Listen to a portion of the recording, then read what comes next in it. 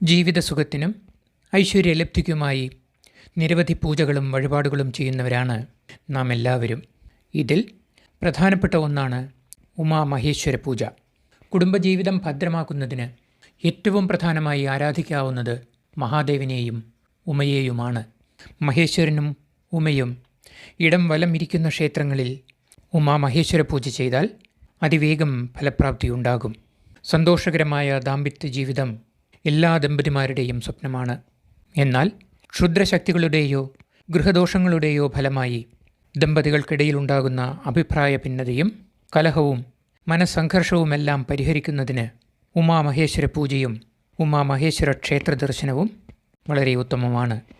വിവാഹ തടസ്സമോ ദാമ്പത്യ പ്രശ്നങ്ങളോ നേരിടുന്നവർ നിർബന്ധമായും പൂജ നടക്കുമ്പോൾ അതിൽ വ്രതനിഷ്ഠയോടെ പങ്കെടുക്കുകയും പൂജയിൽ സമർപ്പിക്കുന്ന നിവേദ്യഭാഗം ഭക്ഷിക്കുകയും ചെയ്യേണ്ടതാണ്.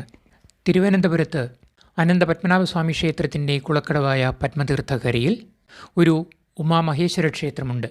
എട്ടുവീട്ടിൽ പിള്ളമാർ അനന്തപത്മനാഭനെ തൊഴാൻ വരുമ്പോൾ ആരാധിച്ചിരുന്ന തേവാരമൂർത്തി കൂടിയാണ് ഈ ക്ഷേത്രത്തിലുള്ളത്. മാത്രവുമല്ല, ഈ ദിവ്യസന്നിധിയിൽ ശിവകുടുംബം ഒന്നടങ്കം കുടികൊള്ളുന്നു എന്നുള്ളതാണ് വിശ്വാസം.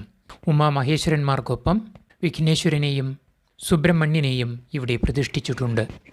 ഇത് സംബന്ധിച്ച ഒരു ഐതിഹ്യം ഇങ്ങനെ പറഞ്ഞു കേൾക്കുന്നു. ഒരിക്കൽ അനന്തപത്മനാഭനെ ദർശിക്കാൻ ഉമാദേവി ആഗ്രഹം പ്രകടിപ്പിച്ചു അത്രേ.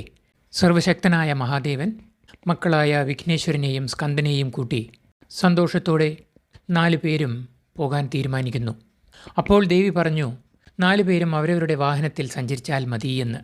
മറ്റു 3 പേരുടെയും വാഹനങ്ങൾ ആ സമയം ലഭ്യമായിരുന്നു എങ്കിലും വിഘ്നേശ്വരൻ്റെ വാഹനമായ മൂഷികനെ മാത്രം കണ്ടില്ലത്രേ.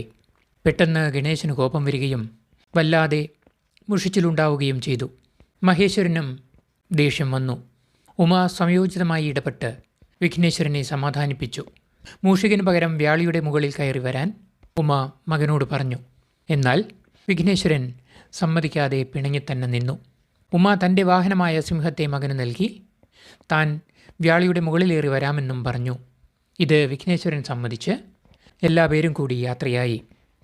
മഹാദേവൻ ഋഷഭവാഹനത്തിലും ഉമ വ്യാളിയുടെ പുറത്തും ശ്രീമുരുകൻ മയിലിൻ്റെയും വിഘ്നേശ്വരൻ സിംഹത്തിൻ്റെയും മുകളിലേറി ശ്രീ പത്മനാഭ ദർശനം നടത്തി എന്നാണ് കഥ. അങ്ങനെ അനന്തപത്മനാഭ ദർശനം കഴിഞ്ഞ ശേഷം ഇന്നു കാണുന്ന പത്മതീർത്ഥക്കരയിൽ കുടിയിരുന്നതായാണ് ഐതിഹ്യം. ഈ രീതിയിൽ തന്നെയാണ് ഈ ക്ഷേത്രത്തിലെ പ്രതിഷ്ഠയും. ഹനുമാനും ഗരുഡവാഹനനായ ശ്രീകൃഷ്ണനും നടരാജനും പ്രതിഷ്ഠകളായി ഈ സന്നിധിയിൽ കാണാം. ദുരിതമോചനത്തിനായും വിവാഹം, കാര്യസാധ്യം, ഐക്യമത്യം എന്നിവയ്ക്കും ഉമാമഹേശ്വര പ്രതിഷ്ഠയുള്ള ക്ഷേത്രങ്ങളിൽ പൂജ നടത്തുന്നത് വളരെ ഉത്തമമായി കരുതുന്നു. പാലക്കാട് ജില്ലയിൽ പുതുശ്ശേരി പഞ്ചായത്തിലെ സൂര്യച്ചിറ ശിവപാർവതി ക്ഷേത്രം, എറണാകുളം കലൂർ പാവക്കുളം ശ്രീ മഹാദേവ ക്ഷേത്രം എന്നിവിടങ്ങളിലെ ഉമാമഹേശ്വര പൂജയും പ്രസിദ്ധമാണ്. കൂടാതെ എറണാകുളം ജില്ലയിലെ തിരുവൈരാണിക്കുളം മഹാദേവ ക്ഷേത്രത്തിലെ പാർവതീദേവിയുടെ നടതുറപ്പുത്സവ സമയത്ത് ഉമാമഹേശ്വര പൂജ നടത്താനുള്ള സൗകര്യമുണ്ട്.